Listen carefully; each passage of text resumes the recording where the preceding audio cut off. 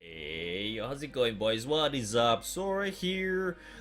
Today I'll be giving you some tips on basically what you should be doing during this event called Rise of the Beast, or Celestials in short, or you want to call it RoTB, whichever you want to call it. Honestly, it's up to you. So anyway, this little video is kind of pointed towards the newer players, not really like the experienced players and such. So this is just for those newbie players, okay?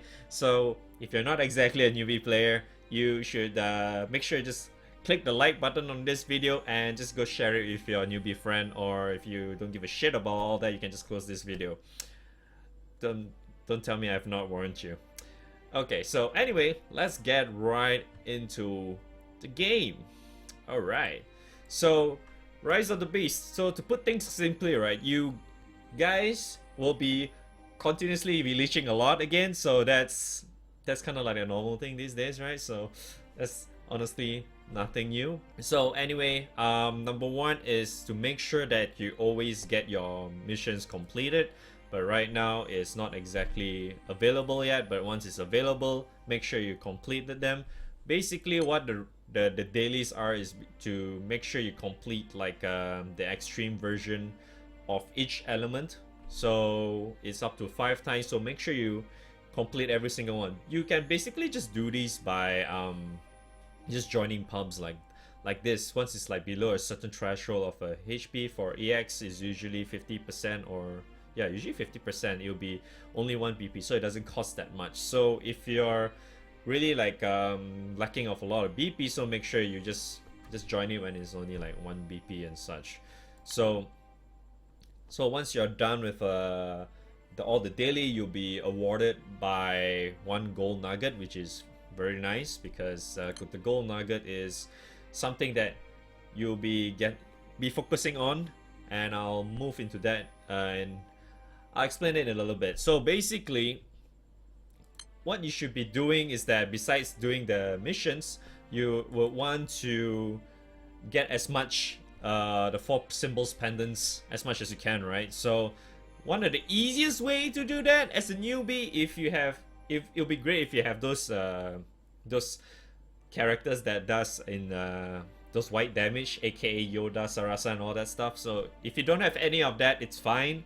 So what you should be doing is that you see this EX Plus version of the raid. It's advisable you just wait up to like when it's 25% HP and below, or if you want, you can also do it at 50% and below. What this means is that because the requirement of the BP requirement reduces every single time when it reaches to a certain threshold, just like this EX version here. So what happens is that when it reaches to like below 25% HP, the EX Plus rate requirement drops down to only 1 BP, and that way it doesn't cost you that much to join and stuff like that. So what you'll be doing is that you just wait until like 1 BP and just head in, mash that orange button, and head out to the next raid and rinse and repeat, and just keep doing it. Get as much points as you can, and once you're filled with a lot of points, and then you go to the shop and exchange some stuff. So you'll be wondering what stuff you'll be exchanging, right? But before that, make sure you also at least finish up all of these normal hearts, very hearts on each element. I'm pretty sure the first clears will reward you with crystals, while the EX Plus versions will be rewarding you with blue sky crystals, if I recall correctly. But anyway, it's not really a must. It's nice if you manage to complete them, but if you're really too weak to complete them, it's fine. Just leave it, because this event will eventually come back again, and I'm pretty sure by then you'll be a lot stronger, right? So anyway, so you'll be wondering, okay, let's go into the pendants exchange shop.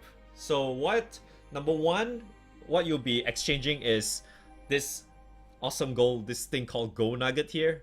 Basically what this does is that you need like a certain amount of gold nuggets in order for you to exchange the gold bar, man. Whew.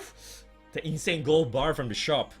what the shop is basically Shirokate shop, so it's in there, and you just exchange it under the treasures, the first step on the left.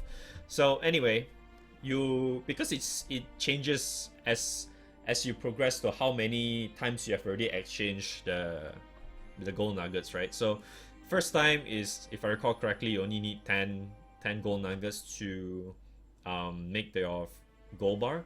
So you can farm as much gold bar as you want. It really just depends on how much time do you have in your hands. Do you have a lot of time? Then just farm as much gold bar as you want. It's fine. But I honestly think that you should just kind of farm like 1 or 2 at most. If you really don't really have much time, I really suggest you at least get 1, because gold bar is super important. Like, really important, because you can make your guild war characters and all that good stuff. So okay, so that's your biggest priority, is to get them nuggets, man. So you get them nuggets, get your guild war characters and all those cool ass dank ass guild war characters, and you'll be fine, right? But that's only one thing. There's a lot of other stuff in here. You'll be wondering, what else should I grab, man? That's easy. Alright, so number 2, there's another thing that you definitely newbie should be grabbing, is those pots and berries and rupees. So as you can see, this tree is super cheap first time around. So it's like, for example, there's like 20 of them. You can grab them, like 20 elixirs, half elixirs you mean. So it only costs like total of what, 3k pandas. Honestly not a lot if you just constantly keep leeching and stuff. So the first time around is relatively cheap. I really highly suggest you grab all the first round of this, because there's 2 rounds of these 3 items here. So once you grab those, you can grab both runs if you want, but at least you should at least get the first run. So like, you just clear out all these first ones, because it's super cheap. And once you're done with that, and we head over to our next one, because I'm pretty sure at this current point of time you're not really like filled with a lot of elixirs and berries and all that, right? So that's one of the reasons why I suggested this to you as well. I mean, and not to mention all this in these fodders is nice to have, but it's not really super important for you, because you'll be kind of like it's kind of hard to get that much points in comparison to like players such as myself, right? So anyway, okay, so this is number 2. Besides that, you'll be going up to these weapons here. So this is the other celestial weapons. I tend to call it celestial weapons. It's probably called some other thing, but let's just call it celestial weapons. So this celestial weapons is first main 4 is the ones that is really good, which is kind of like the main ones you tend to be getting anyway. So it kind of relies on which element you're highly focused on. So I would really suggest you to just aim for at least 1 of these weapons, based on what is your strongest element currently. So if you're if you're fire, I suggest you to go grab this katana. If you're water, you can grab this, but water sometimes you can also just grab onto the fist, which is not listed right now because they only have 1 and I've already grabbed it, so it's not here. But you can actually grab that, but I highly suggest you to grab any of these 4 elemental celestial weapons, I mean. So it's just really based on any of these 4. So if you're earth, you grab this claw. If you're wind, you get this spear, because all these are good shit. And these are relatively expensive because it costs 30,000, and 30,000 is your maximum. So yeah, that's why this may take a while if you're just doing the whole leeching method. So anyway, so that's number 3. So once you're done with that weapon, right, one of the reasons why I suggest you just get at least 1 weapon, because I know that you're having a tough time to get a lot of points at once, right? So because not only that, after you grab that weapon, you would need to grab at least 1 of these seals, because these seals will allow you to full limit break any of these said weapons, because all these weapons does come at max limit break, aka 3 stars, but you will want to full limit break it, of course, right? So you would need to at least grab 1 of these said seals to unlock its full limit break, which is 4 stars. So because this costs like another 10k, so technically it's like you need at least 40k to like complete this, and let alone finishing your gold nugget stuff, because you need like the first one is like 10, right? And there's probably like how many days? 6 days, right? Because there's 5 days, so you can get like 5 gold nuggets of dailies, and then you can farm another 5 of it here. But I suggest you farm a little bit more if you have the extra time, but that's fine, it's not really required. Alright, lastly, technically you can just go farm up more seals if you want, because you need like all 4 of these seals to host the one of those super known Kirin and Huanglong raids, right? Those are like the holy shit, what the fuck, man. Oops, I just said something I shouldn't have. Oh well, it's fine.